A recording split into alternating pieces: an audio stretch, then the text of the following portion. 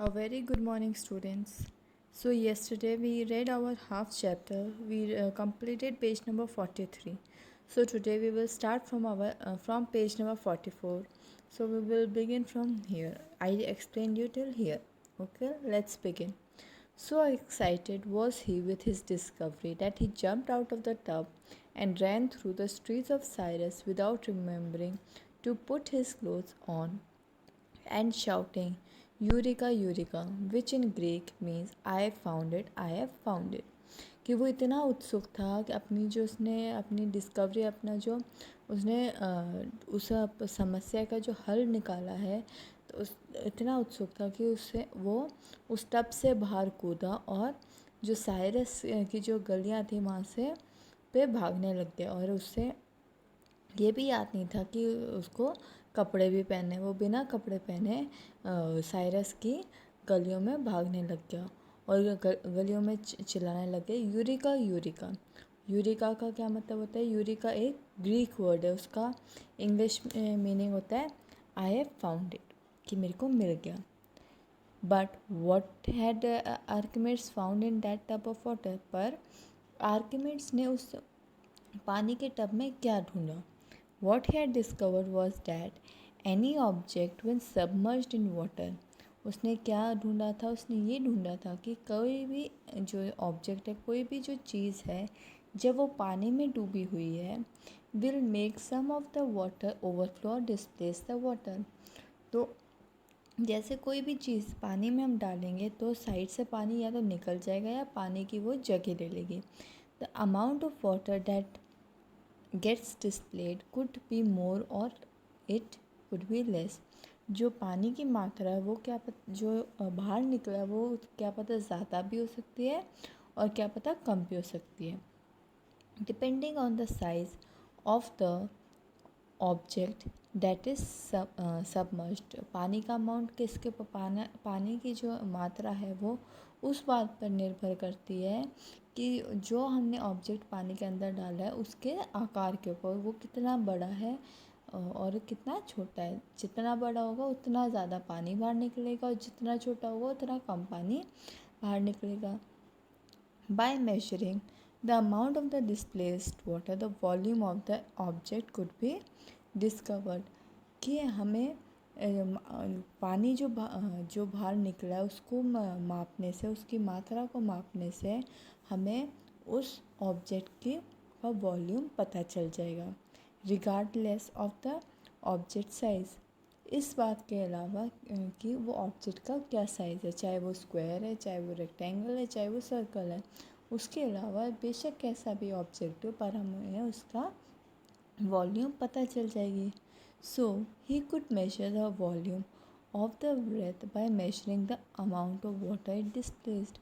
तो वो उस माला की वॉल्यूम मेजर कर सकता है, माप सकता है। किस प्रकार? जब वो पानी की मात्रा, जितना पानी बाहर निकला है उसे मेजर करें। How then would this discovery help to answer Hiero's question? Had the goldsmith mixed silver in the golden breath और नॉट? कि फिर कैसे उसकी जो इसने ये चीज़ ढूंढी है वो उसको मदद करेगा हीरो के सवाल को जानने के लिए कि गोल्डस्मिथ ने, उस सुनार ने चांदी उसमें ऐड करी है या नहीं, उसमें उस सोने की माला में चांदी मिली हुई है या नहीं। In physics when we speak of the density of an object we are considering how heavy it is in relation to its size. Physics में जब हम कोई भी ऑब्जेक्ट की डेंसिटी होता है घनता, उसकी बात करते हैं तो हम ये ध्यान रखते हैं कि वो कितना भारी है उसके आकार से। कि कोई भी ऑब्जेक्ट का हम जब डेंसिटी पता करेंगे तो उसका संबंध उसका भारीपन का जो संबंध है उसके आकार से होगा। For example iron is denser then would. उदाहरण के तौर पर जो आयरन है वो वुड से ज़्यादा डेंस है, आयरन जो है वुड से ज़्यादा भारी है।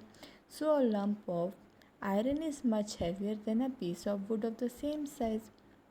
तो अगर हम एक लम्प मतलब 1 किलो फॉर एग्ज़ाम्पल 1 किलो आपने आयरन ले ली और उतनी ही आपने लकड़ी ली है, तो सेम साइज़ हुआ तो आयरन ज़्यादा हैवी होगी वुड से, और much smaller than a piece of wood of the same weight, और कई गुना वो छोटी होगी उस पीस ऑफ वुड से, छोटे से लकड़ी से, बेशक उनका जो वेट है सेम हो।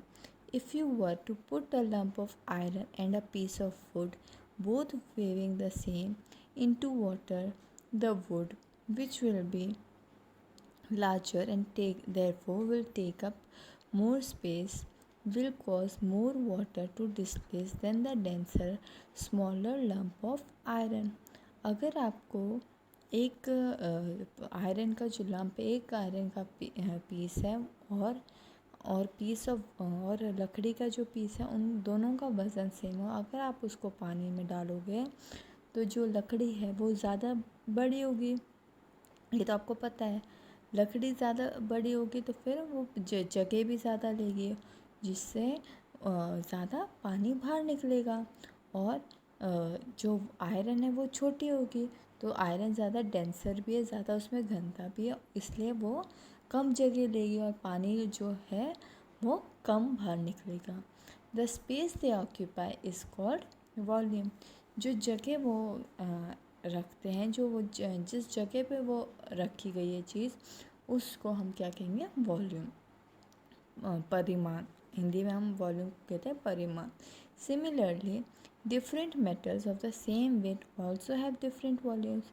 उसी तरह अलग अलग मेटल्स के जिनका वज़न सेम होता है उनका वॉल्यूम भी अलग होता है। For example, we know that iron is denser and heavier than aluminum, so a cube of iron weighing a kilogram will be much smaller than a 1 kilogram cube of aluminium. जैसे कि हमें पता है iron जो है उसमें ज़्यादा घनता है और वो एल्यूमिनियम से ज़्यादा भारी भी है, तो अगर हम एक क्यूब के साइज़ में आयरन लेंगे जिसका वज़न 1 किलोग्राम है, और वो किससे स्मॉल होगा? वो 1 किलोग्राम एल्यूमिनियम से काफ़ी स्मॉल होगा।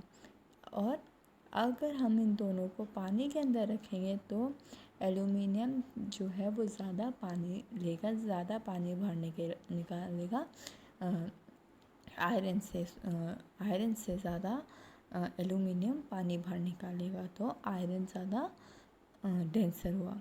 आर्किमिड्स knew that gold was denser than silver, so a piece of gold weighing a certain amount would be smaller than a piece of silver weighing the same. आर्किमिड्स को ये पता था कि जो गोल्ड है वो सिल्वर से ज़्यादा घनता है, उसमें ज़्यादा डेंसर है, तो जो अगर पीस ऑफ गोल्ड है एक उतनी है मात्रा का सिल्वर भी है, तो जो पीस ऑफ गोल्ड है वो काफ़ी ज़्यादा स्मॉल होगा सोने से, चांदी से ज़्यादा सोना काफ़ी ज़्यादा स्मॉल होगा, और बेशक उनका जो वज़न है वो बराबर है। So students, you have to read till here your chapter carefully. Next part I will explain you in our next lecture. Okay students, thank you and have a nice day.